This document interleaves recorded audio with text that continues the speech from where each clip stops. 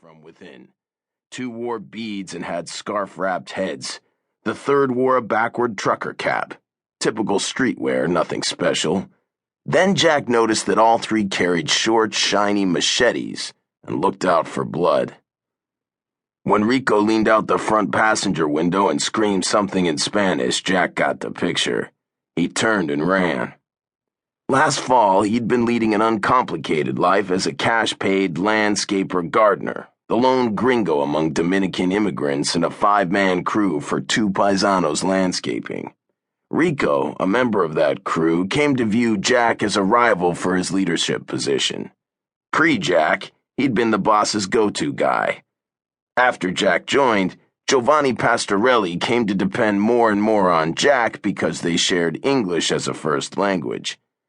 The seething Rico began to ride Jack, most times via colorful Dominican insults that went beyond Jack's rudimentary Spanish, occasionally punctuated by a push or a bump.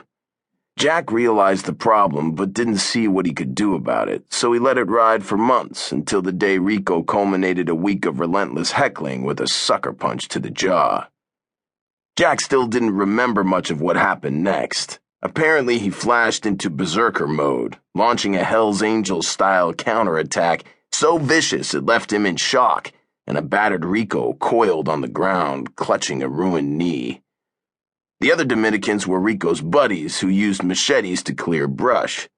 The boss, Giovanni, fearing Jack would end up with one of those blades in his back, had fired him for his own safety. It should have ended there, but for some reason it hadn't. Giovanni had mentioned the link to a machete-wielding street gang called DDP, Dominicans Don't Play, and told Jack he'd better get himself a gun. Jack had bought that gun but didn't have it on him now. He'd only stepped out to grab some lunch, for Christ's sake. Jack raced west, putting some distance between himself and his pursuers.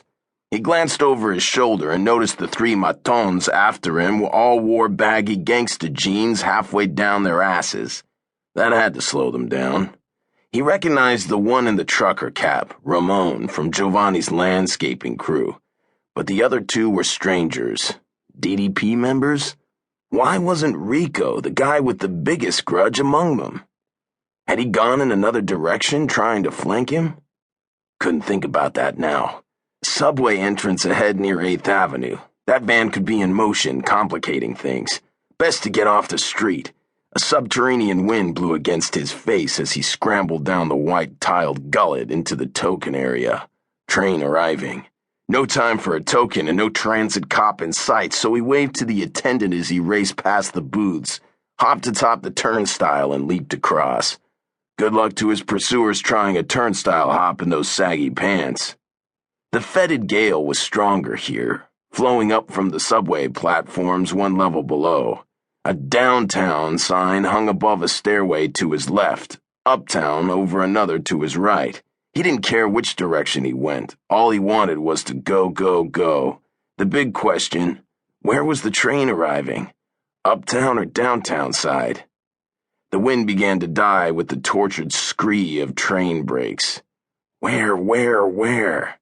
The sound echoed from all directions, but seemed louder from the left. Without breaking stride, he veered toward the downtown sign. As he pelted down the stairs, he saw the train pull to a stop below. An A train. Great. Get on that and he could take it all the way to Far Rockaway if he wished. The loose weekend crowd on the platform gravitated toward the train as the doors slid back. Jack darted among the travelers, debating whether to take the train or climb the next set of stairs back up and crouch near the top while his pursuers boarded the train in search of him. Then he saw a rag-top face peer over the railing. No dummies, these matons, and they moved fast despite their potato sack jeans. The guy on the steps let out a high-pitched howl as Jack raced by. The arriving passengers had left the train and hit the stairs by then. Jack reached the 3rd set and faked going up a few steps, then leaped over the rail and through the subway doors just as they started to close. The DDPer closest behind him didn't make it. He jabbed his machete through the crack, barely missing Jack. It had black symbols carved into its chrome surface. He tried to use it to pry open the doors, but the train had started moving and that wasn't going to happen. Ramon